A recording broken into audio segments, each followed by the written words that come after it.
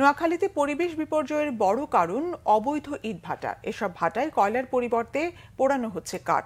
ফসলি জমি ও বসতি ঘিরে গড়ে ওঠা এসব ভাটার বিষাক্ত ধোঁয়ায় ফসলের ক্ষতির পাশাপাশি বাড়ছে রোগ ব্যাধি। এগুলো বন্ধে প্রশাসনের ভূমিকা নিয়ে ক্ষুব্ধ স্থানীয়রা। নোয়াখালী প্রতিনিধি নুরুল আমিনের তথ্য ও ছবিতে ডেস্ক রিপোর্ট। নিয়ম নীতি তোয়াক্কা না করেই নোয়াখালীতে দেদারসে চলছে শতাধিক অবৈধ ইটভাটা। সুবর্ণচরে 17টির মধ্যে 13টি চলছে অবৈধভাবে। হাতিয়ায় 20টি ইটভাটার সবগুলোই অবৈধ। এসব ভাটায় আছে অবৈধ করাত কলও, পোড়ানো হচ্ছে কাঠ। ভারী যানবাহন চলাচলে নষ্ট হচ্ছে গ্রামীণ সড়ক। বিষাক্ত ধোঁয়ায় ফসলের ক্ষতির পাশাপাশি দূষিত হচ্ছে পরিবেশ। স্থানীয়দের অভিযোগ, প্রশাসন ও প্রভাবশালীদের ম্যানেজ করেই চলছে এসব ইটভাটা। মাঝে মধ্যে দু একটি অভিযান চললেও তাকে লোক দেখানো বলছেন স্থানীয়রা। বিড়ির কারণে আমার নারকেল গাছে কোনো কড়া লাগতেছে না, আর আরেকটি আপনার পেয়ারা গাছে কোনো পেয়ারা লাগতেছে না। বেলগুলা নষ্ট হয়ে যাইতেছে, ওই জন্য একটা আমও লাগে না।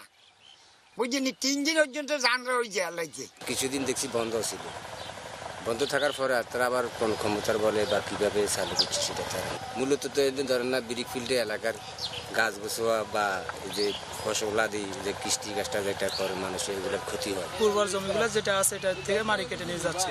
বাটার কালো ধোঁয়া এগুলো মানুষের সাসপেনশনের সমস্যা।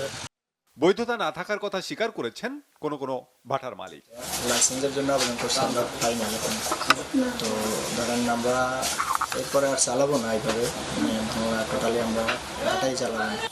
অবৈধ ইটভাটার বিরুদ্ধে সরকারের কঠোর হুঁশিয়ারি থাকলেও অজানা কারণে নীরব নোয়াখালীর পরিবেশ অধিদপ্তর। তবে শিগগিরই অবৈধ ইটভাটার বিরুদ্ধে ব্যবস্থা নেওয়ার আশ্বাস দিয়েছে প্রশাসন ও পরিবেশ অধিদপ্তর। সরকারের নির্দেশনার প্রেক্ষিতে আমরা অবৈধ ইটভাটার তালিকা প্রণয়ন করেছি এবং অবৈধ ইটভাটার বিরুদ্ধে আমাদের অভিযান চলমান আছে।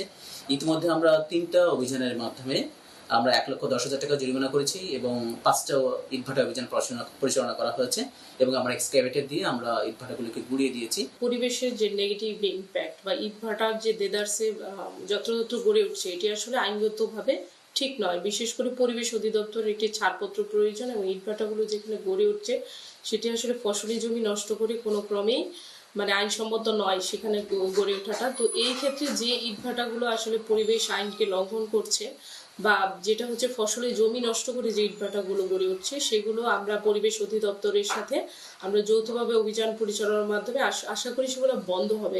পরিবেশ বিপর্যয় ঠেকাতে দ্রুত অবৈধ ইটভাটা বন্ধের দাবি নোয়াখালীবাসীর। Bangla Vision news desk.